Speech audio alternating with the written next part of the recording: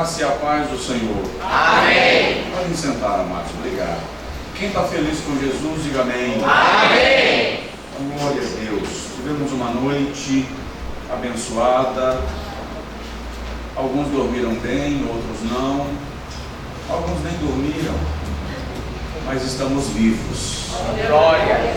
E nós louvamos ao Senhor. No conceito de Davi, que é o conceito veterotestamentário, Davi diz que na sepultura ninguém louva a Deus. Claro que Davi está falando de um contexto onde não havia o conceito de vida eterna. Não é o nosso caso. Nós temos a certeza que uma vez o corpo tombando, o nosso espírito é recolhido a Deus e nossa alma descansa no Senhor. Então louvamos a Deus em todo o tempo. Amém? Amém. Alegria retornar. O pastor Davi já esteve ministrando com os irmãos agora pela manhã. Eu bem queria ter ouvido, mesmo porque quanto mais você ouve, mais você assimila, aprende e cresce. Meu avô foi pastor presbiteriano e ele dizia que quem ouve aprende e quem fala tem responsabilidade. Então ouvir é sempre dadivoso, né? Mas graças a Deus pela palavra que já foi ministrada esta manhã. Expressar minha alegria em rever o pastor Jefferson e a Poliana, são missionários aqui no Ministério Peniel, auxiliando aqui o pastor Tavares. São irmãos que vieram lá da nossa igreja, do nosso ministério, e estamos agradecidos a Deus pela vossa vida. Que Deus continue guardando e abençoando vocês aqui, debaixo da orientação do pastor Tavares, do ministério da igreja, e lá em Glória do Goitá, a obra de Deus continue sendo realizada. Amém? Amém. Vamos abrir a Bíblia, Atos dos Apóstolos, capítulo de número 17. Glória a Deus. Quero agradecer a Deus pela vida da Viviane. É Viviane? Da Viviane, que está aí na organização dessa escola. Deus abençoe. Ela saiu de casa bem cedo para estar aqui na organização. Então, é muito importante a gente ter em mente que nenhum evento desta importância é realizado de maneira exclusiva por quem está aqui na linha de frente. Tem gente aí organizando a estrutura e o que está acontecendo aqui só é possível porque alguém montou a plataforma. Eu quero agradecer a Deus por toda a diaconia da igreja, as obreiras, os irmãos que fazem parte dessa estrutura organizacional. Deus abençoe em nome de Jesus. Amém? O Ivinson, também filho do pastor Tavares, e quero agradecer, Deus abençoe. Eu sequestrei o quarto dele, uma opção de ir para um hotel, mas a gente capturou o quarto dele. Ele chegou de viagem e ficou meio que arranjado. Então, obrigado, tá? Deus abençoe. Atos capítulo 17, versículo 6 diz assim: porém, não os achando, arrastaram Jason e alguns irmãos à presença dos magistrados da cidade, clamando: estes que têm transtornado o mundo chegaram também aqui. Diga amém. Amém. Estes que têm transtornado o mundo chegaram também aqui. Antes de começar a nossa reflexão, deixa eu lembrar de algo para os irmãos que eu sempre esqueço.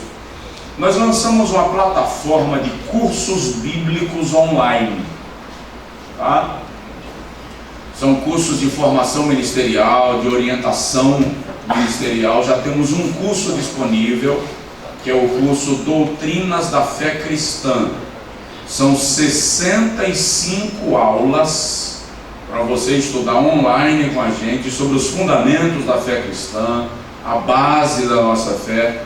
São orientações fundamentais para o cristão conhecer. A Bíblia diz que nós precisamos estar preparados para responder quando formos arguidos sobre a razão da esperança que há em nós.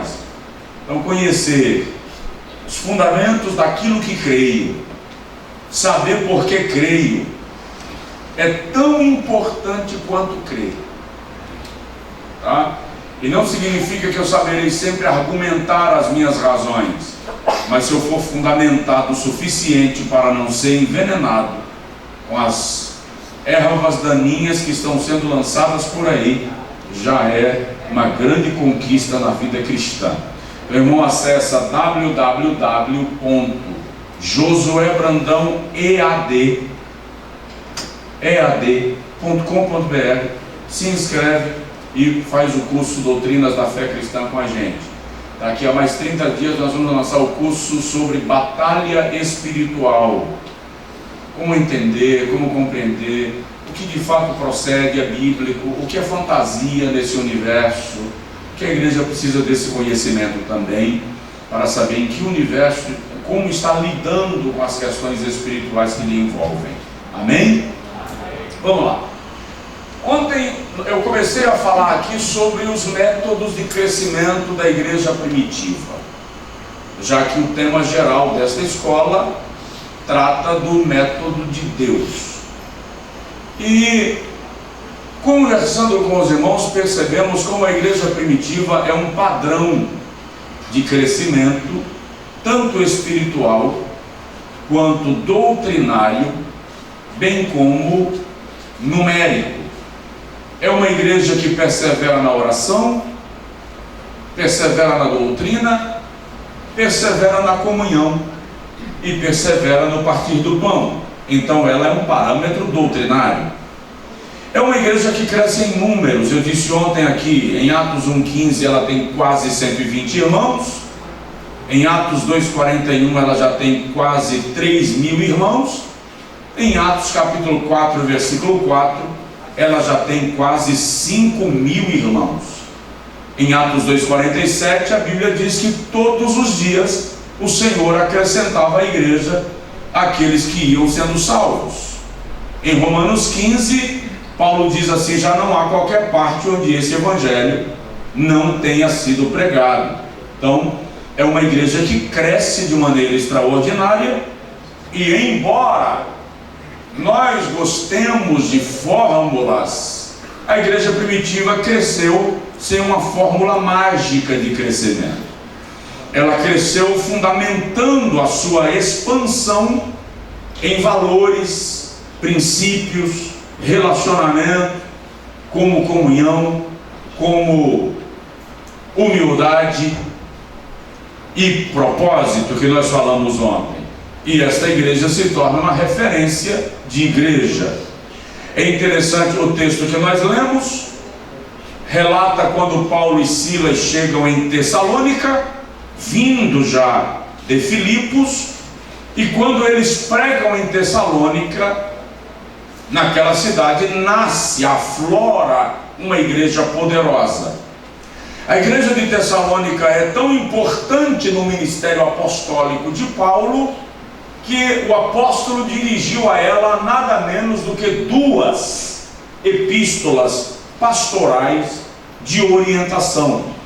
E na primeira epístola, capítulo 1, versículo 6, ele elogia a igreja de Tessalônica, e Paulo diz assim: vocês se tornaram modelo, não apenas para as igrejas que estão aí na região da Macedônia, mas para toda a região de Acaia e da Ásia. Então a igreja de Tessalônica torna-se uma igreja modelo, uma igreja padrão, uma igreja parâmetro, e ela nasce aqui, em Atos capítulo 17, quando Paulo e Silas chegam a Tessalônica.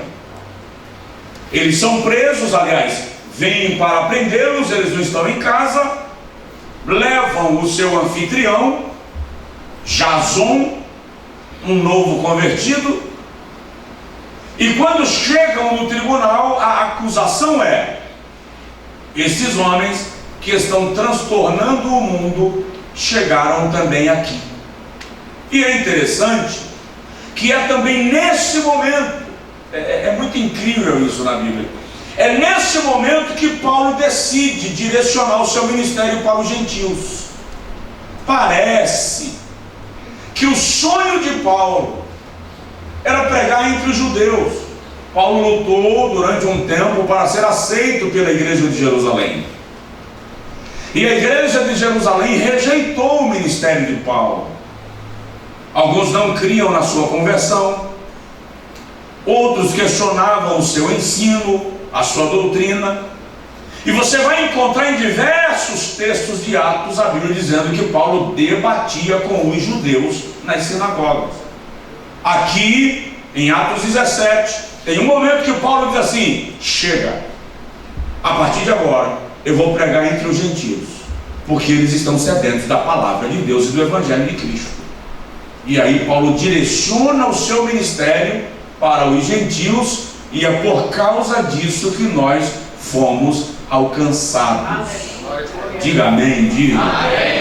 Então Deus é muito extraordinário, e Deus é tão extraordinário que às vezes nós estamos insistindo numa direção, a porta não se abre e a gente fica forçando. Paulo percebeu que o lugar onde Deus queria que o seu ministério crescesse não era entre os judeus. Mais ou menos assim: Paulo, aqui eu já tenho Pedro, aqui eu já tenho Tiago, os outros estão aqui, eu preciso de você num lugar que eles não estavam, que eles não vão.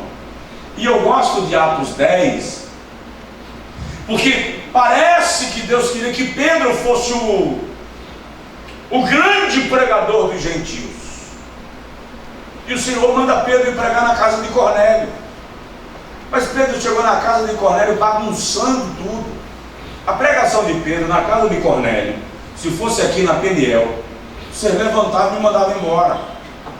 Porque Pedro chega assim, ó: vocês sabem que eu sou judeu, portanto eu sou circuncidado, sou puro, sou consagrado a Deus, e vocês são gentios, impuros e imundos. E vocês sabem que não convém a um judeu como eu me misturar com vocês que são gentios. Imagina aí, irmão. O pregador chega aqui, ó: vocês sabem que eu sou puro e vocês são impuros, e não é bom eu me misturar com vocês. Fala sério. Você continua ouvindo ele? Você diz: rapaz, o cara caiu de paraquedas aqui em casa e está com essa conversa. É tanto que a Bíblia diz que enquanto Pedro ainda falava, o Espírito Santo caiu sobre os da casa de Cornélio. Veja que o Espírito Santo não esperou ele concluir. Mais ou menos assim: Pedro, não é isso, Pedro, não foi isso que você veio fazer aqui, rapaz. E interessante que em todos os lugares da Bíblia você vai encontrar o Espírito Santo desceu, o Espírito Santo se apoderou de. A expressão o Espírito Santo caiu você só encontra em Atos 10, 44 a 46. É como se o Espírito Santo tivesse vindo para desmanchar a barreira que Pedro estava construindo, para que o Evangelho expandisse entre os gentios. E nisso a onisciência de Deus já estava vendo a minha vida, já estava vendo a sua vida, e dizendo assim: Pedro, eu não vou permitir você impedir a salvação daquele povo lá em Jaboatão, lá em Recife. Eu vou alcançá-los com a graça que se manifestou. Então Paulo percebe isso aqui, estabelece a igreja de Tessalônica, e a partir daí Paulo implanta o seu ministério entre os gentios. De Tessalônica ele segue para Corinto, Cencreia e assim por diante, e o Evangelho alcança o mundo de então. O que nós vamos compreender, continuar buscando entender, é o método que a igreja primitiva usou para crescer tanto. E aí ontem eu falei, primeiro método, comunhão. E comunhão na linguagem do Novo Testamento é mais do que proximidade, amizade, relacionamento, é ligamento, ligação. E nessa perspectiva da ligação é bom a gente entender, deixa eu mencionar isso aqui, muitas muitas vezes nós desprezamos alguém na igreja porque o julgamos anônimo. Não faz nada, não prega, não canta, não dirige tipo de oração. Que importância ele tem? Deixa eu te falar. O dedo mindinho é responsável por 50% da força da minha mão. E ele é o menor. O dedo mindinho do meu pé é responsável por 47% do equilíbrio do meu corpo. Aleluia. Provoca o irmão do lado e fala com ele assim: não despreze alguém por ser pequeno.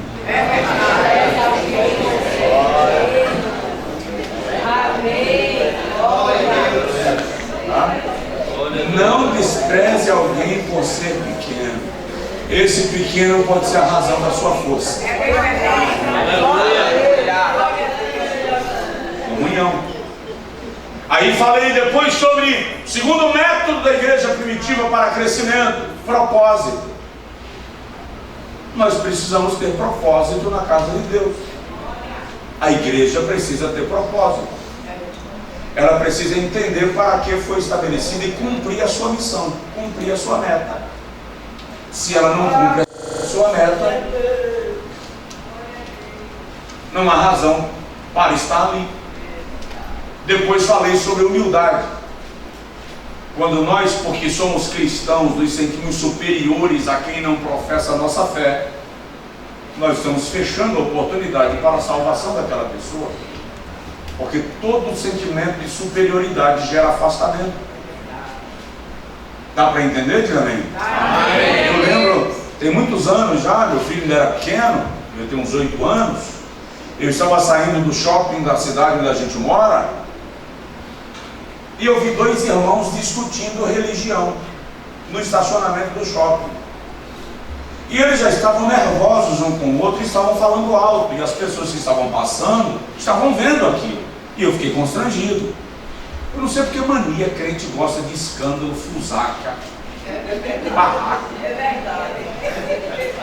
É uma mania feliz de expor as questões da própria igreja, da própria ambiência evangélica. Eu fiquei constrangido com aquilo e falei: meu filho, vai para o carro ouvir som, que o pai vai ali desmanchar o mundo. Eu me aproximei e encostei no carro ao lado e fiquei ouvindo a conversa alheia sem pedir licença. Essa é a educação, tá? Fiquei ouvindo. E a discussão era predestinação e livre-arbítrio. Segura. E eles estavam assim batendo com força. De repente um percebeu minha presença e se incomodou, porque estava mal educada mesmo, minha presença era mal educada. E ele virou para mim e fez assim: pois não, senhor, podemos lhe ajudar em alguma coisa? Eu disse: não, é que eu vi vocês discutindo sobre religião e achei muito legal. E parei para assistir. E achei mais legal ainda, porque vocês estão discutindo um assunto que começou a ser debatido 500 anos atrás. Homens que falam, escrevem e leem grego, hebraico, latim e aramaico discutem isso há 500 anos e não conseguiram resolver. E vocês querem resolver no estacionamento do shopping em 20 minutos, falando em português. Achei muito bom. Aí falei com ele assim: na verdade eu acho que se Jesus morasse em Feira de Santana, ele não congregaria na igreja de nenhum de vocês dois. Aí magoou, né, irmão? Aí magoou. E um deles bradou de lá: você quer dizer o que é com isso? Na minha igreja tem santidade. Eu disse: não, amigo, não é questão de santidade, é questão de religiosidade. E Jesus não era religioso. Magoei de novo. Aí ele falou: Jesus era. Eu falei: eu vou te provar que não era. A religião olhava para o publicano e dizia: você não pode entrar na sinagoga. Jesus olha para o publicano e diz assim: vem depressa, porque hoje eu vou dormir na tua casa. Glória a Deus.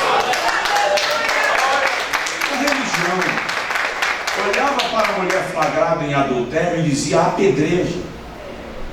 Jesus olha para a mesma mulher e diz: vai em paz e não peques mais. Glória a Deus. A religião olhava para o leproso e dizia: imundo. Jesus olhava para o leproso e dizia: ser limpo. Glória. A religião olhava para o ladrão e dizia: crucifica. Jesus olha para o mesmo ladrão e diz: hoje mesmo estarás comigo. Então, essa superioridade nossa, que é uma superioridade religiosa, embarga o crescimento da igreja, porque não revela a graça. E nós fomos chamados para revelar a graça. Alguém está me entendendo? Então, o método de crescimento da igreja primitiva estava relacionado a comunhão, propósito, humildade. Quarto lugar, fé. Agora a gente continua. Fé. Na igreja primitiva, fé não era pensamento positivo. Fé estava relacionado com fidelidade. Para nós ocidentais, fé é poder de conquistar coisas. Para eles, fé era a disposição de dar a vida por aquilo que acreditavam. Era diferente. Essa disposição deles era tão extraordinária que os levava a viver milagres. A sombra de Pedro passando por cima dos enfermos, para que os enfermos fossem curados. O lenço e avental de Paulo levado, para que enfermos fossem curados. Doentes eram postos diante dos apóstolos para serem curados. Tudo isso era manifestação da fé. Só que presta atenção, a fé em primeira mão para eles não era a fé para curar, era a fé para morrer. Para nós, a fé em primeira mão é a fé para conseguir as coisas e viver bem. Para eles era o inverso. Então, quando o mundo via esta fé,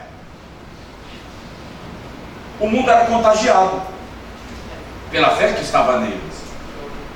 Então olha só, a fé daqueles irmãos, Atos 2:32, os leva a crer na ressurreição de Jesus. Irmão, cá entre nós, crer na ressurreição de Jesus é um fenômeno. Eles viram Jesus entre eles crescer, eles viram Jesus entre eles morrer, eles viram Jesus pendurado na cruz, gente, mas não viram Jesus ressuscitar.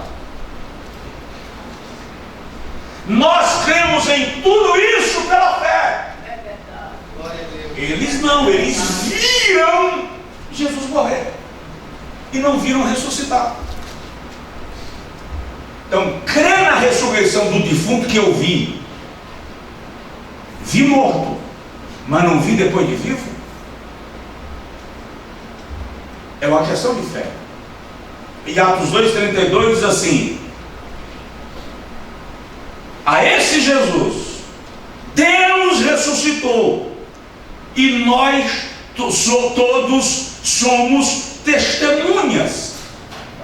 Capítulo 4, versículo 33 diz que eles com poder davam testemunho da ressurreição de Cristo Jesus, e em todos eles havia abundante graça. Amém. Então veja só, a fé daqueles irmãos começa declarando a ressurreição de Jesus. E esta fé vai se manifestando de tal forma na ressurreição que as enfermidades são repreendidas pela ousadia da ressurreição. Aleluia. Porque se eu creio que Jesus ressuscitou, irmão, acreditar que um paralítico anda é o mínimo. Eu vi ele na cruz, eu o vi ensanguentado, mas eu não o vi ressurreto. Mas eu creio que ele está vivo. Então, se eu creio que ele está vivo, eu posso orar pelo enfermo. Aleluia. E esta fé é tão extraordinária e incomum na vida deles, que eles dizem: por esse Cristo, que eu creio que ressurgiu, eu me disponho a morrer. Aí, onde está o nosso paradoxo? O mundo olha para nós e o evangelho que o mundo ouve hoje é o evangelho da fé que consegue as coisas. É o evangelho da fé que conquista as coisas. O mundo, desculpa, entre nós ocidentais pelo menos, o mundo não conhece a fé que me leva a morrer pelo que eu acredito. Porque na menor perseguição eu digo assim: não vou mais para a igreja. Eu revido. Eu dou troco. Porque a minha fé não é sacrificial, a minha fé é conquistadora. Então, se nós queremos voltar a ser igreja na essência, nós precisamos resgatar a nossa fé na sua essência. Eu perguntei um dia para um pregador da teologia do pensamento positivo: por que quando vocês pregam sobre a fé, vocês só citam Hebreus nos primeiros capítulo 11, nos primeiros versículos? Vocês não citam a partir do versículo 32. Porque leia só, do capítulo 1, do versículo 1 até o versículo 28, fala da fé dos heróis do Antigo Testamento. E ele conclui no versículo 30, 31, dizendo: pela fé venceram reinos, apagaram a força do fogo, escaparam ao fio da espada, da fraqueza tiraram forças. De repente ele sai dos heróis do Antigo Testamento e vem para os heróis do Novo Testamento e diz assim: as mulheres receberam pela ressurreição os seus mortos. Aquilo foi pela fé. Em vez de o marido chegar vivo em casa, chegou o morto, e a mulher recebeu, vendo ele no futuro ressurreto. Ou seja, ela está festejando: sofro porque meu marido morreu, mas já vejo ele ressurreto. Glória a Deus, aleluia. Diz que eles rejeitaram o livramento, aceitando a tortura, porque criam numa melhor ressurreição. Isso também é pela fé. Está lá no meu texto. Aí diz assim: foram cerrados ao meio, tentados, mortos ao fio da espada, perseguidos dos vales e montes da terra. O mundo nem era digno deles. Está lá em Hebreus, do capítulo da fé. Então, é desse princípio que Jó fala no Antigo Testamento, quando olha para a sua mulher e diz assim: está doida? Receberemos de Deus o bem e estaremos livres do mal. O que Jó está dizendo é: a nossa fé em Deus não pode estar condicionada a receber, também precisa alcançar a esfera do sofrer. Aleluia, glória a Deus. Isso é fé. Só que alguém diz para nós que se você estiver sofrendo é porque você pecou, se você estiver sofrendo é porque algo está errado. E Paulo diz aos Colossenses no capítulo 1, versículo 24, que nós precisamos sofrer um pouco do que resta das aflições de Cristo. Então a fé daqueles... Eu não estou pregando contra a conquista, não. Deus vai lhe abençoar. Deus está lhe abençoando. Diga amém, irmão. Amém. Deus Deus vai lhe dar a casa que você está pedindo, Deus vai lhe dar o carro, Deus vai lhe dar o trabalho, Deus vai lhe dar folga financeira. Recebe? Deus vai lhe dar. Isso também é pela fé. Mas essa fé que só pensa na conquista e não está disposta a passar pelos desafios da vida cristã, não é a fé que convence o mundo do evangelho que pregamos. É uma fé irreal. Vivemos uma geração que prega um cristianismo utópico, romântico, fantasioso. Eu sei que isso é no nosso cenário. Existem nações do mundo onde a fé está sendo provada a ferro e fogo. E eles estão morrendo pela fé. Quando um pastor da Coreia do Norte chegou nos Estados Unidos para uma visita e começou a ver toda a estrutura e riqueza e tranquilidade da igreja no Ocidente, ele olhou para o pastor americano e falou assim: como é que vocês entendem aqui aquele texto que diz que quem quiser viver fielmente em Cristo Jesus padecerá perseguições?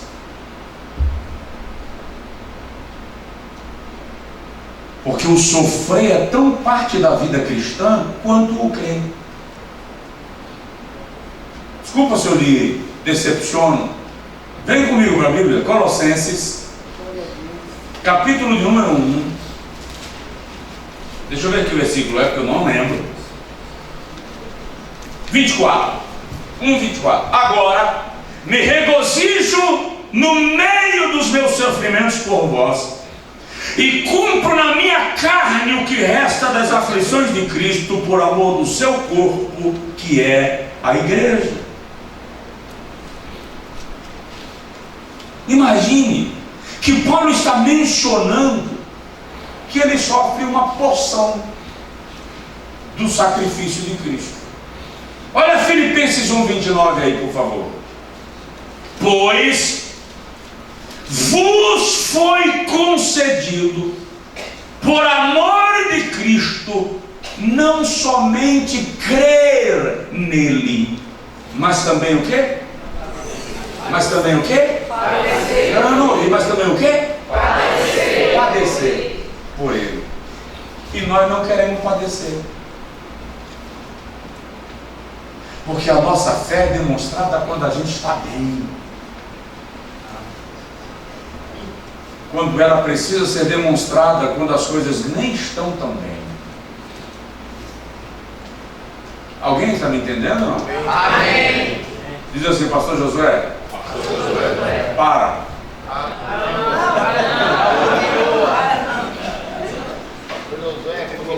Então,